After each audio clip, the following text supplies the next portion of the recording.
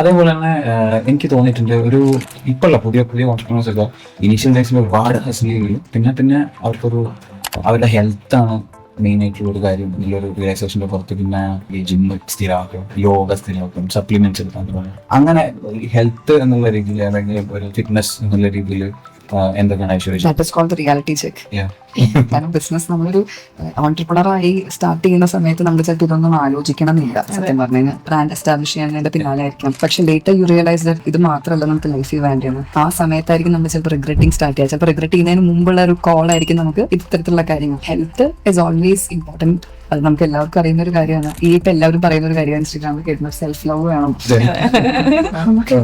എനിക്ക് സത്യം പറഞ്ഞാൽ എനിക്ക് ഇപ്പോഴും റിയലൈസേഷൻ ഇല്ല കേട്ടോ, ഇത് സെൽഫ് ലവ് ആണോ അതിനെ വിളിക്കേണ്ടത്. പക്ഷേ what makes you happy do that. അതാണ് സെൽഫ് ലവ് എന്ന് എനിക്ക് തോന്നുന്നു. അപ്പൊ നിങ്ങൾക്ക് തോന്നുന്നത് ഇതാണ്, ഈ മൂമെന്റിൽ ഞാൻ നിങ്ങളോട് ഞാൻ സംസാരിക്കുന്നതാണ് ഹാപ്പിനെസ് എങ്കിൽ that is your self love.